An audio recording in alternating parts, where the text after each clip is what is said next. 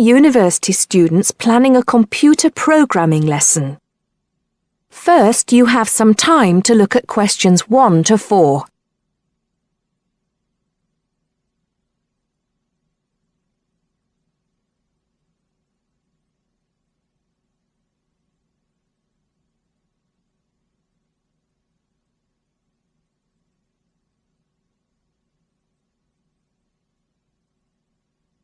Now listen carefully and answer questions 1 to 4.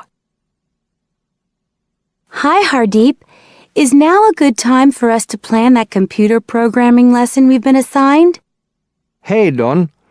I was just thinking about that, actually. Yes, let's get it out of the way now, shall we? I've got the instructions here. So, it says, design a 45-minute lesson for a class of 16 teenagers where they learn how to write a simple computer program in BASIC. Now, I know, of course, that BASIC is the computer language people used to use back in the 1980s when they wrote programs on microcomputers, but I'm not sure I feel very comfortable teaching anyone about it. Well, I did a bit of research yesterday and found out quite a few things, so I think we'll be okay. Great. So, what do you have in mind? Well, I think we should presume that none of the kids will know anything about BASIC. So why don't we start with a short multiple-choice quiz? It could focus on things like what BASIC is, what the letters stand for, when people used it, things like that. That sounds good. I guess it shouldn't take long. Just the first 5 minutes of the lesson, something like that. I don't think we should make the students do it on their own, though. That'd make it too much like a test. Shall we let them do it in twos so they can discuss their choices? Yes, good idea. Then we'll go through the answers with them as a whole group. Good. What next? Well, I've had an idea for the program they could write. I'll tell you about that in a minute.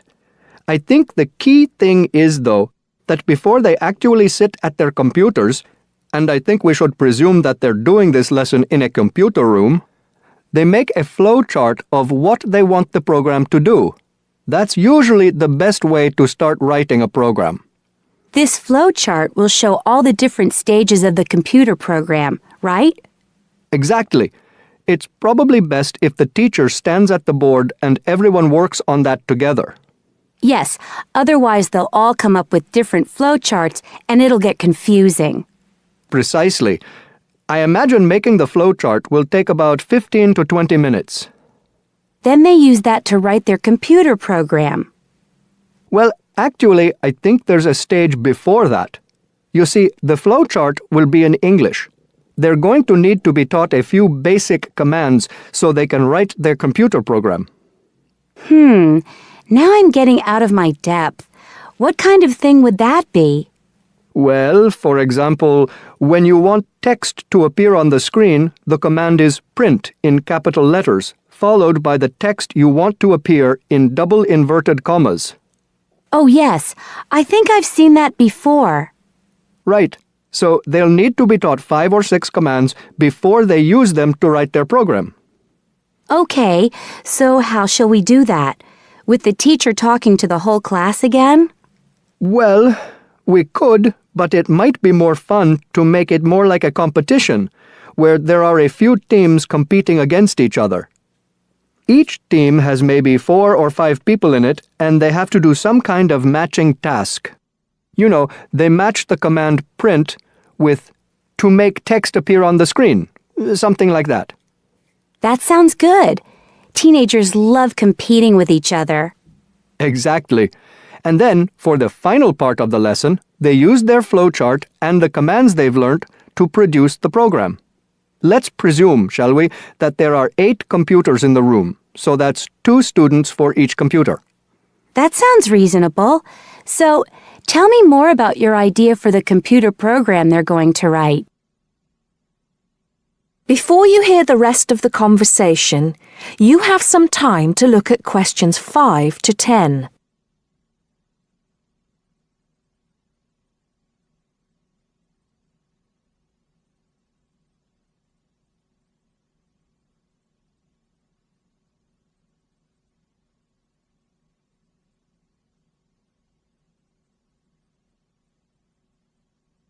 Now listen and answer questions 5 to 10. Okay, so it's a very simple program. I've actually written it down here so we can go through it together. Okay, so the first line says 10 CLS. What on earth does that mean? Well, every line of a basic computer program starts with a number. They usually go up in tens, so the first line is 10, the second 20, and so on. And CLS is the command we use in BASIC to clear the screen. Oh, I see. So that's just telling the computer to start with a blank screen. Exactly. Then we move on to the next line. So this one says 20, print, guess a number between 1 and 10. Right, I see. That appears on the screen. It's not that difficult, is it, when you get the hang of it? Let's see if I can work out the next one. 30, input I. Oh, not sure about that. Well, all that's saying is that the person playing types in a number. Input is the basic command for type in, and I just means any number you like. Oh, okay. Then what happens next depends on what the number is. So we've got 40 if I is less than 1, or if I is greater than 10. Then print. Bad choice. Right, so if they type, say, 0 or 11, that appears on the screen. Exactly. And then this next line takes them back to where it asks them to type in a number between 1 and 10. That's line 50. I see. And line 60 says, if I equals 6, then print. Correct. Ah, okay. So if they've typed 6, they've got it right. And if they haven't typed 6, which is the next line, then try again comes up on the screen, and that takes them back to where they choose another number. It's clever. Well done.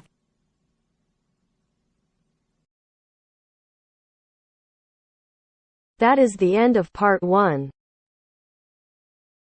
You now have half a minute to check your answers.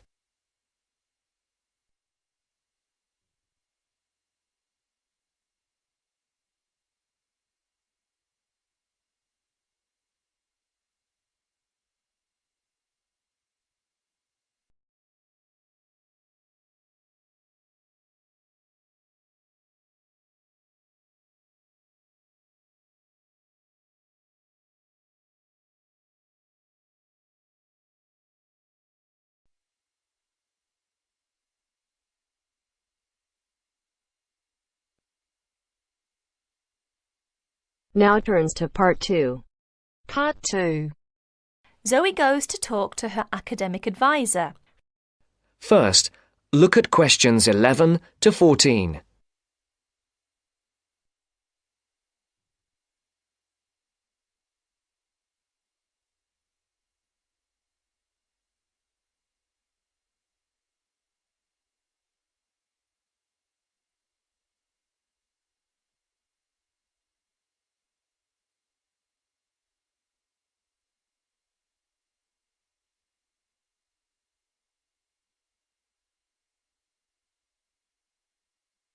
Listen carefully. How are you getting on, Zoe? Feeling at home yet? Well, more or less. There are still some things I need to buy, and I haven't found my way to all the facilities yet, but I really love the campus, and I've already made a few friends. Fantastic. Now let's see what we can do to get your studies off to the right start too. You're on the foundation course, so you can take up to 8 modules. What we advise is that you take 4 modules in the first semester and, assuming everything goes well, 4 in the second. Have you decided which you want to take in this semester? I haven't made my mind up yet. I can't decide whether to take Principles of Marketing or Introduction to International Trade. Well, that depends on your career goal. You're planning to work in the biotechnology sector, aren't you? Well, that's my present thinking, but I guess I might change my mind. Right, well, marketing is a broad general subject that you will find really useful in a number of careers. International trade, on the other hand, is more specific. That's fine if you're sure it's the sort of work you want to do. A lot of students start off thinking about that option because it seems glamorous, but marketing can also be an exciting career, and there's a wide choice of jobs. Maybe you ought to wait until your career ideas are a bit more definite before you go down that road. Yes, I see. I could take international trade next year, couldn't I? Sure, you could do international finance as well. So, in your first semester, you've got Principles of Marketing, Introduction to Economics, Banking and Finance, and let's see, Principles of Financial Accounting. How do you feel about that as a package? It's okay, I think. Before the broadcast continues, look at questions 15 to 20.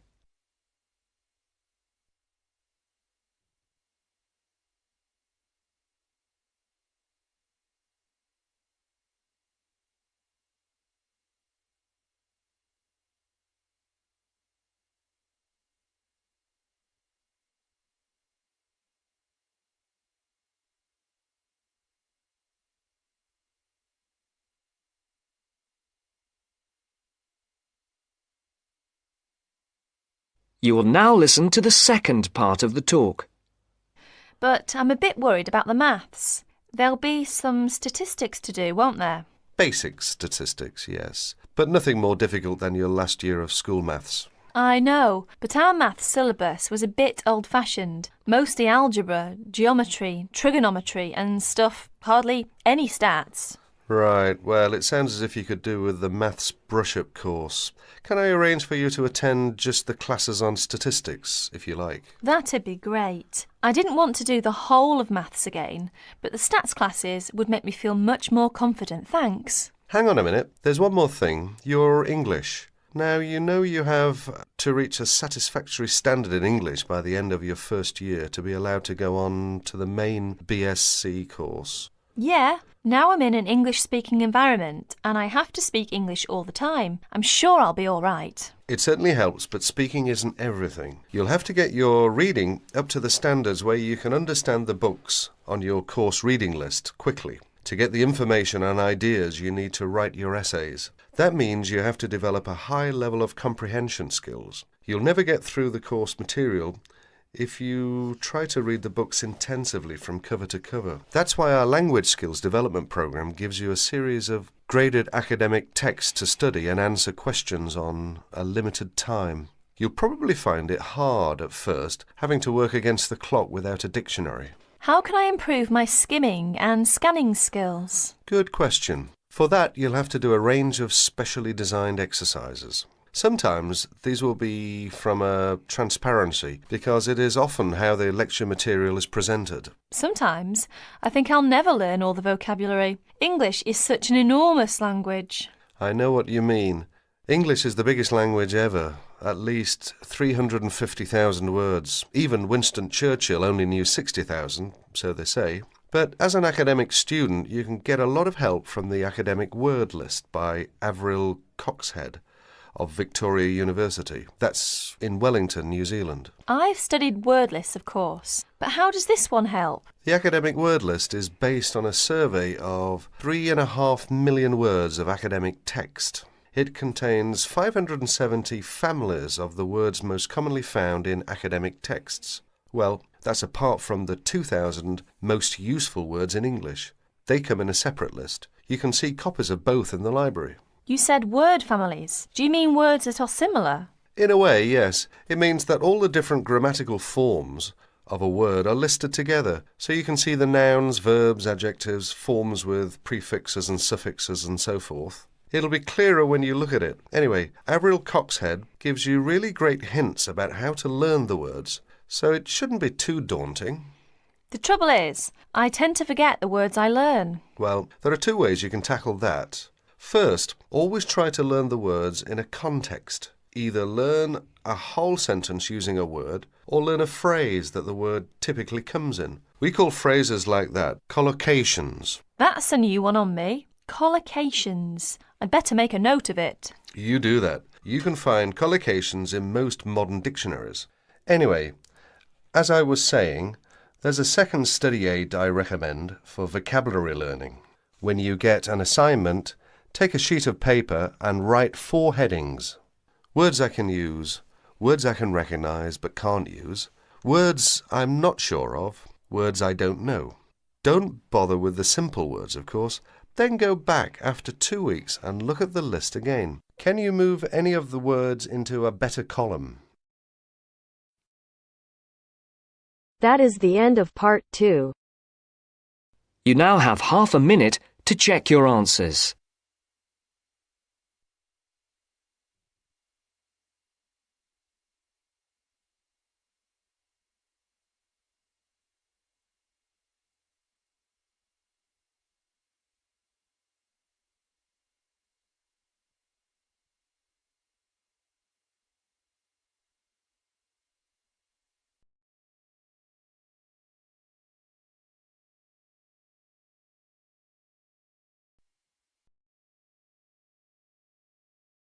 Now turns to part 3. Part 3. You'll hear two students discussing a survey they have to write as an assignment. First, you have some time to look at questions 21 to 26.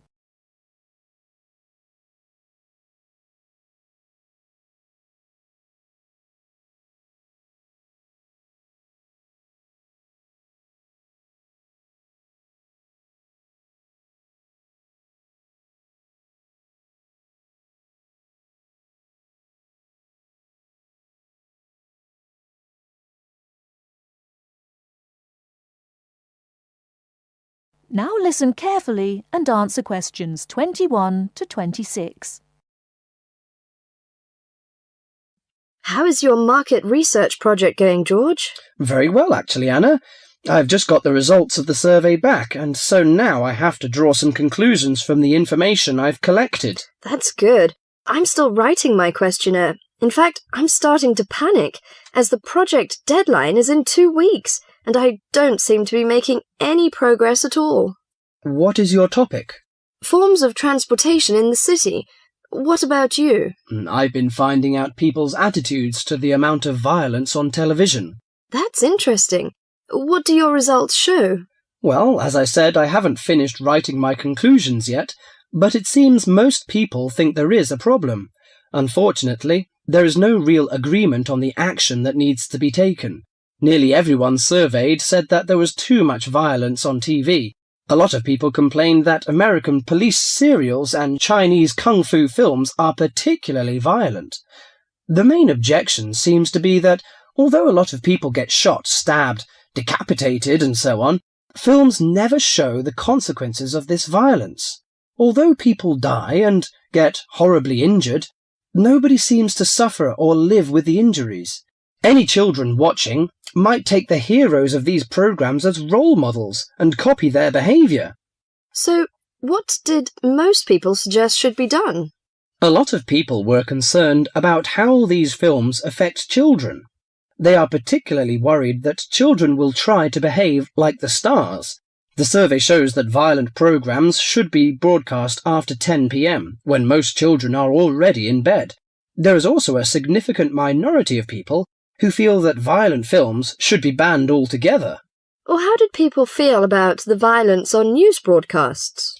Most of the responses I have looked at have felt that violence on news broadcasts is more acceptable, as it's real. Although it's unpleasant, it is important to keep in touch with reality. Still, many people thought that it would be better to restrict violent scenes to late viewing.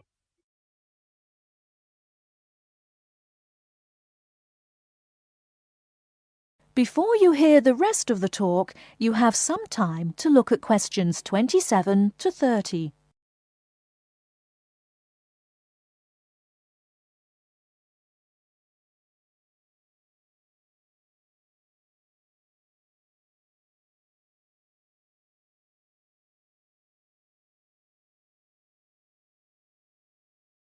Now listen and answer questions 27 to 30.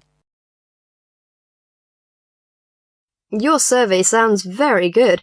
How many people filled it in? I gave out 120 and I got 70 back. That's a very high rate of return. Who did you give your questionnaires to? I gave a copy to every student in my hall of residence and a few to friends from other colleges.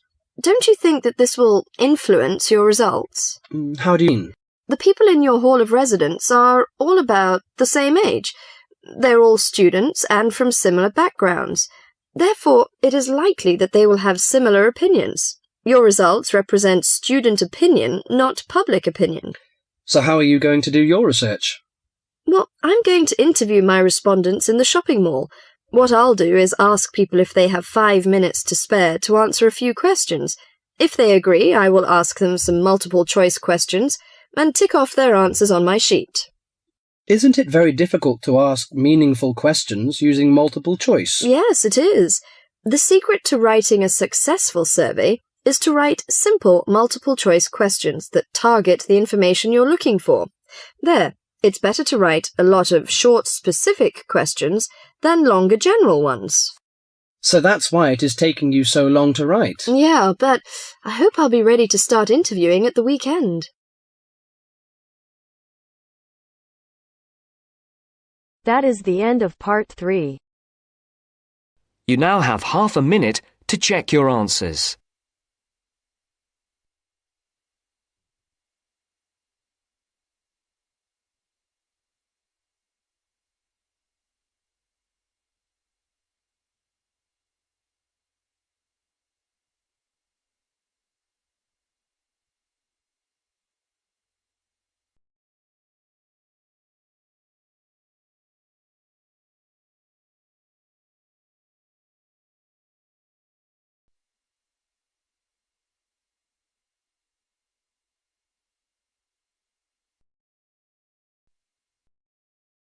Now turns to part 4. Part 4. You will hear a talk about the pitfalls and pleasures of being a postgraduate student. Look at questions 32 to 37.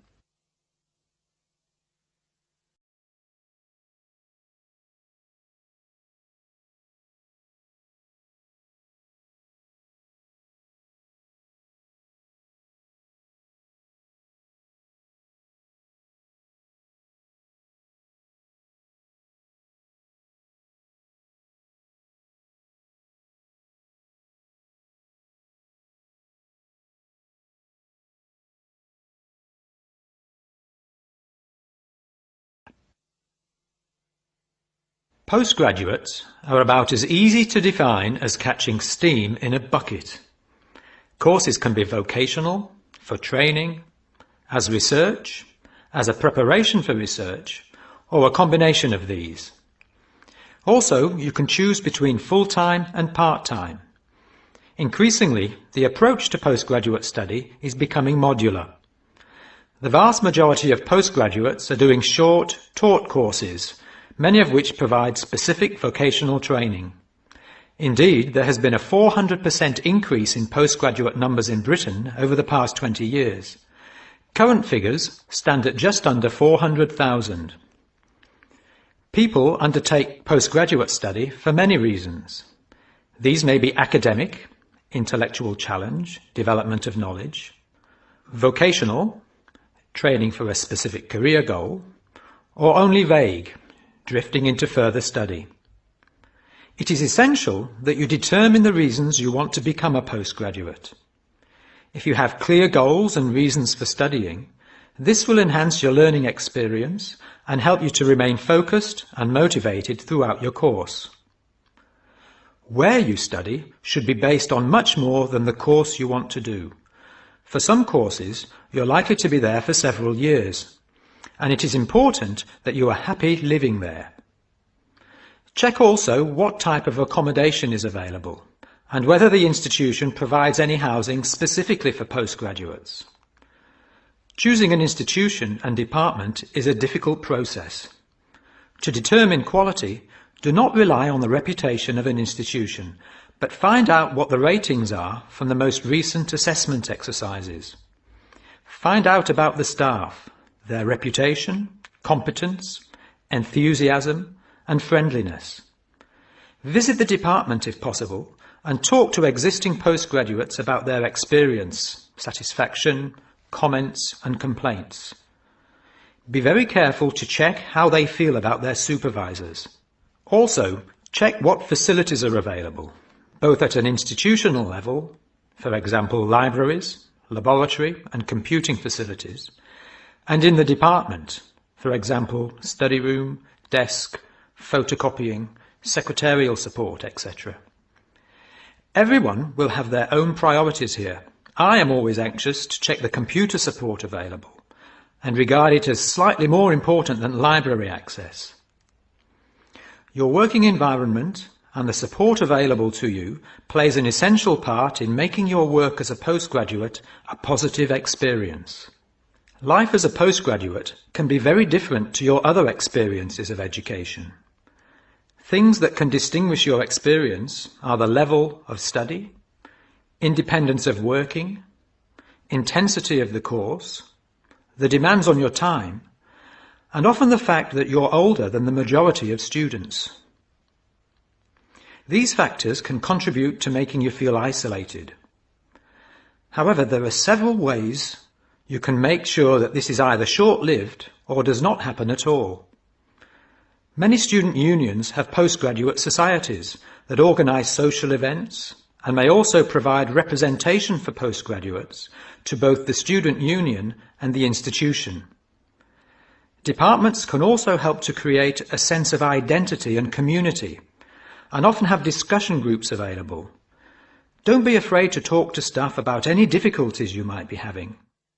Of course, universities provide counselling services, but we have found that the best advice comes from talking to other postgraduates who may have faced similar difficulties. Look at questions 38 to 40.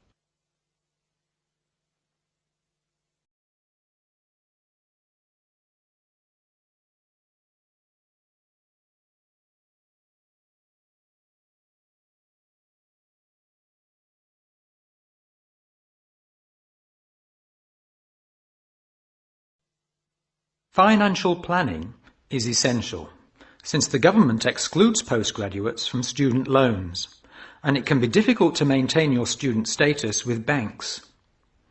This has implications for free banking and overdraft facilities.